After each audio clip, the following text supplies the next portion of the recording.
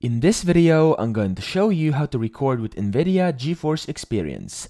So what you want to do is open up your GeForce Experience, which you can usually find down here under Windows and inside search.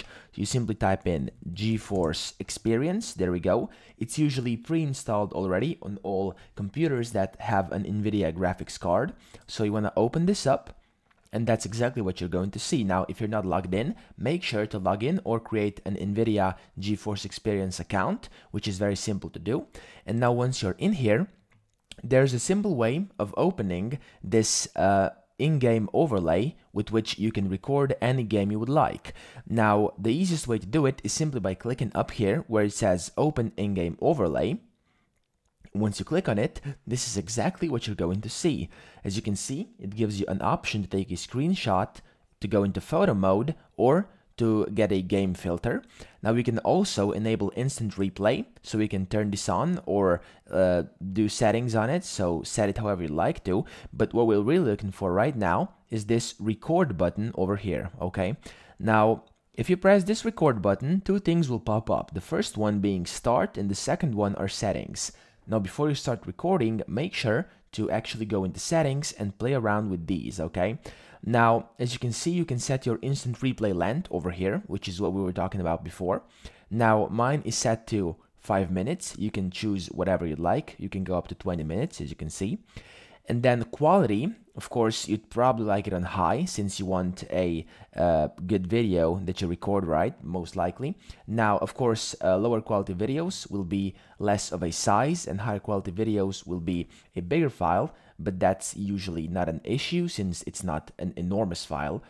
And then the resolution, of course, you can change it to whatever you want to, or whatever your monitor can handle or the game can handle.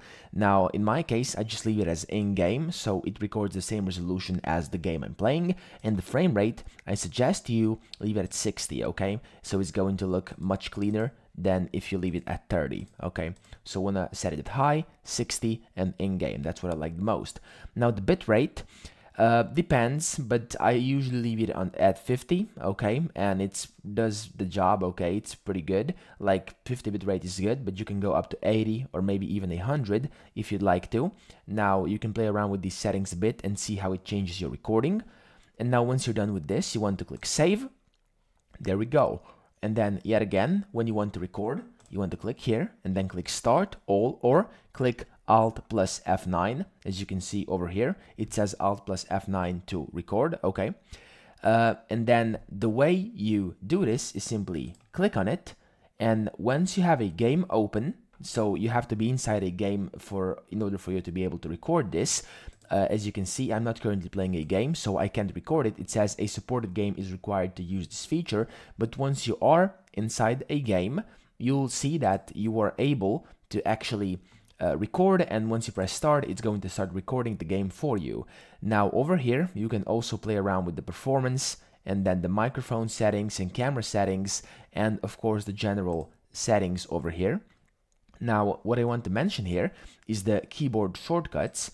If you click over here, you can change, so from the default recording button, which is set to, if we go back over here, as you can see, Alt plus F9, you can change this in settings under keyboard shortcuts, where it says Alt plus F9, there we go, toggle manual recording on and off and save, okay? You can simply click on here and then just put in another keybind. So let's say I want to press, let's say I want Shift plus 4, there we go, it's now put in Shift plus 4.